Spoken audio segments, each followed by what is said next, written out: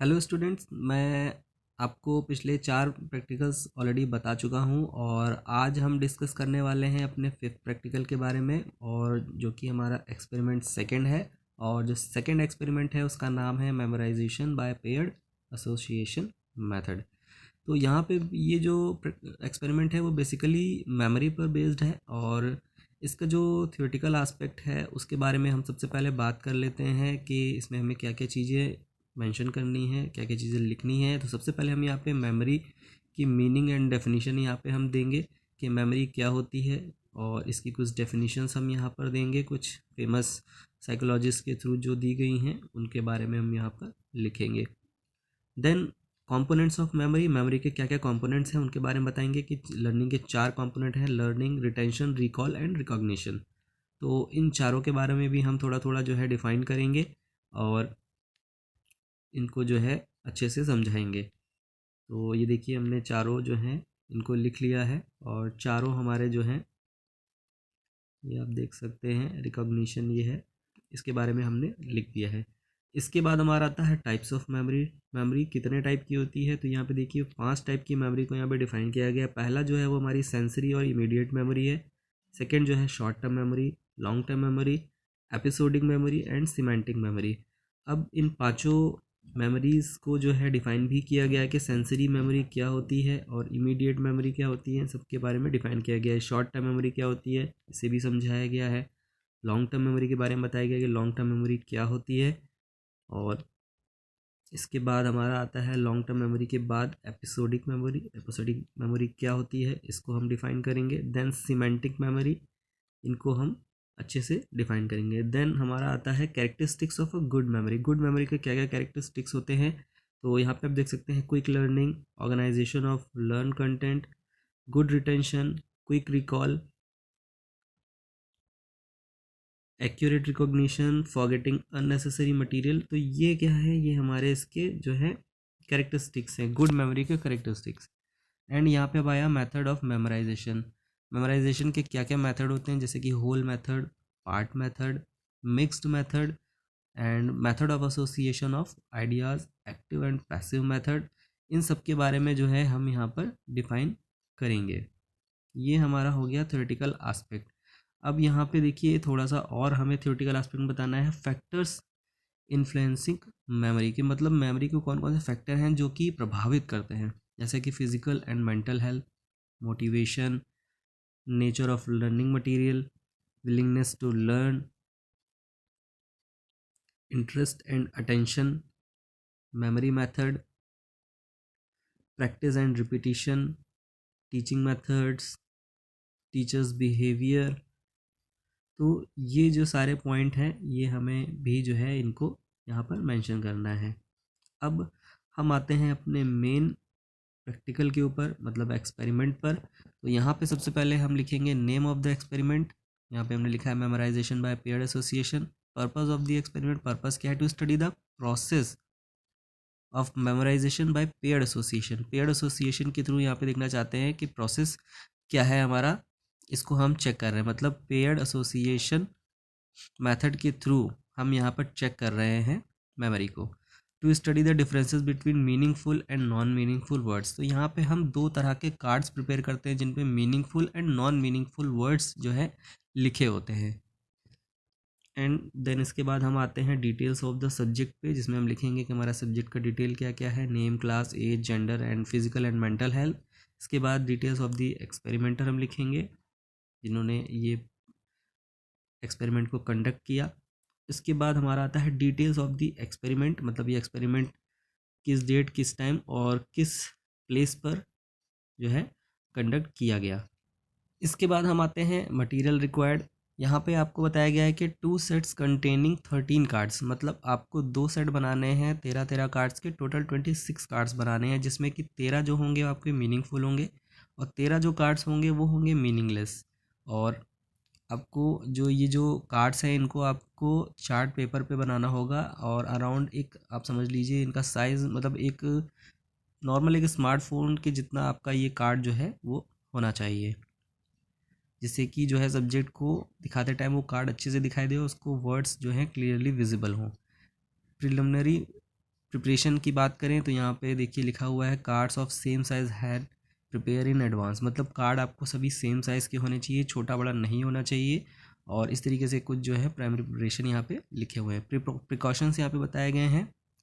Precaution में जो सबसे इंपॉर्टेंट है कि द मीनिंगफुल और नॉन मीनिंगफुल जो वर्ड हैं उनमें 7 अल्फ़ाबेट से ज़्यादा नहीं होना चाहिए, मतलब मिनिमम आप 7 अल्फ़ाबेट यूज़ कर सकते हैं, लेकिन उससे बड़ा वर्ड आपको नहीं लेना है। ये इसमें सबसे इम्पॉर्टेंट है। इसके बाद इंस्ट्रक्शन की बात करें, इंस्ट्रक्शन में आपको क्या करना है, इसमें 2 सेट, जैसे कि मैंने बताया कि 13 कार्ड्स के सेट हैं। और सब्जेक्ट को क्या करना है कि आपको एक सेट जैसे आपको लगातार दिखाना है, कुछ सेकंड के लिए, 2 सेकंड के लिए या 3 सेकंड के लिए आपको हर कार्ड उसे कंटिन्यूअसली दिखाना है। और उसके बाद उससे पूछना है कि उसने उस वर्ड को याद किया है तो उसको याद करके उसे एक कॉपी पर उसको जो है लाइन से उनको लिखना है कि बीच में कोई भी वर्ड मिस नहीं होना चाहिए। जैसे 13 कार्ड दिखाए गए हैं तो 13 में से एक भी अगर मिस हो जाता है तो वहाँ पर आपको उसे नोट डाउन करना है अलग से।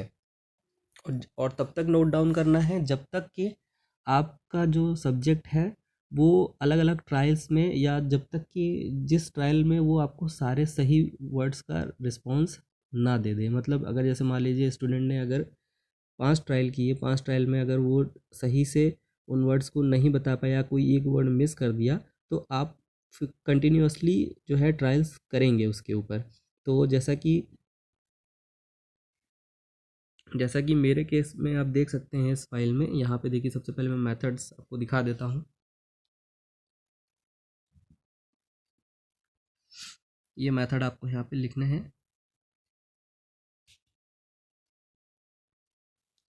अब देखिए ऑब्जर्वेशन टेबल पे देखिए हम आ गए, यहाँ पे देखिए 5 ट्रायल्स किए गए हैं for meaningful words. Meaningful words के लिए यहाँ पे 5 ट्रायल किए गए हैं। जैसे कि यहाँ पे stimulus word and response word लिखा हुआ है, ये आपको कार्ड के एक तरफ लिखना है और उसके बैक साइड में आपको उसका रिस्पॉन्स वर्ड को लिखना है।